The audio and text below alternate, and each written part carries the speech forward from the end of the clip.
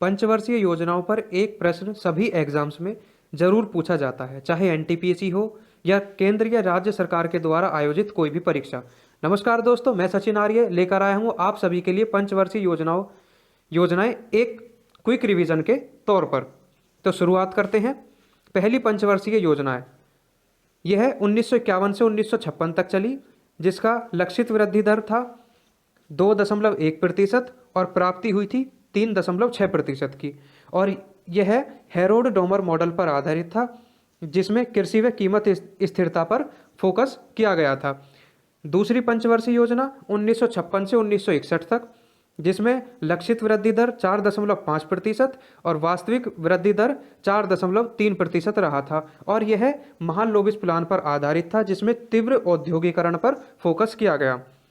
तीसरी पंचवर्षीय योजना 1961 से 1966 तक रही, जिसमें लक्षित वृद्धि दर 5.6% और वास्तविक वृद्धि दर 2.8% रहा था। कि इसमें कृषि को वरीयता दी गई थी। और इस पंचवर्षीय योजना के अंतर्गत या फिर इस पंचवर्षीय योजना के असफल होने का ये एक कारण यह भी रहा था कि इसमें चीनी आक्रमण, भारत पाक युद्ध हुआ था, गंभीर सूखा पड़ा था और दोस्तों यह अर्थव्यवस्था का टेक ऑफ स्टेज वाली योजना रही थी। इसके बाद 1 अप्रैल 1966 से 31 मार्च 1969 तक योजना अवकाश रहा था। इसके बाद चौथी पंचवर्षीय योजना की तरफ चलते हैं। चौथी पंचवर्षीय योजना 1969 से 1974 तक रही, जिसमें लक्षित वृद्धि दर 5.7% और वास्तविक वृद्धि दर 3.3% रहा। और इसमें स्थिरता के साथ विकास मुख्य उद्देश्य रहा था।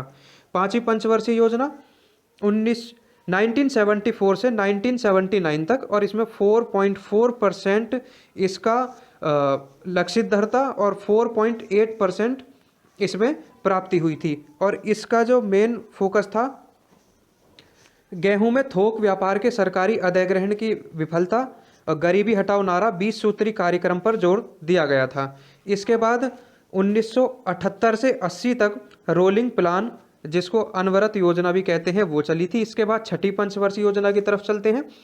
1980 से 1985 तक 5.2% इसका लक्षित वृद्धि दर था और 5.7% इसकी प्राप्ति हुई थी। और इसके अंतर्गत चलाई जाने वाली योजनाएं थी ट्राइसैम, IRDP व NREP योजनाएं।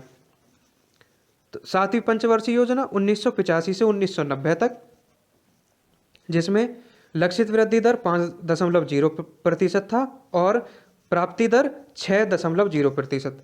और इसका जो उद्देश्य था वो था हिंदू वृद्धि दर। इसके बाद दोस्तों 2 वार्षिक योजनाएं आई 1990 से 1991 तक और 1991 से 1992 तक। फिर चलते हैं 8वीं पंचवर्षीय योजना की तरफ। 1992 से 1997 5.6% इसका लक्षित दर था और 6.8 इसकी प्राप्ति दर रही। उदारीकरण सहित वित्तीय और आर्थिक सुधारों का परिचय इसका उद्देश्य था। आगे चलते हैं। 9वीं पंचवर्षीय योजना 1997 से 2002 तक, जिसकी लक्षित दर 6.5% थी और प्राप्ति इसमें 5.4% की ही रही। इसका जो सूत्र वाक्य था वो था सामाजिक न्याय व समानता के साथ वृद्धि। 10वीं पंचवर्षीय योजना 2002 से 2007 तक 8% इसका लक्षित दर था, 7.6 इसका प्राप्ति दर। इसके जो उद्देश्य रखे गए थे, लक्ष्यों में साक्षरता, लिंग अंतराल में कमी, साक्षरता में सुधार इत्यादि। 11वीं पंचवर्षीय योजना 2007 से 2012 तक, इसके बाद जिसका लक्षित दर 9% था और प्राप्ति इसकी 8% की हुई थी। इसका जो लक्ष्य था वो तेज और अधिक समावेशी विकास था। इसके बाद 12वीं पंचवर्षीय योजना जो कि 2012 से 2017 तक चली और जिसका उद्देश्य था तीव्र, धारणीय और अधिक समावेशी विकास। धन्यवाद।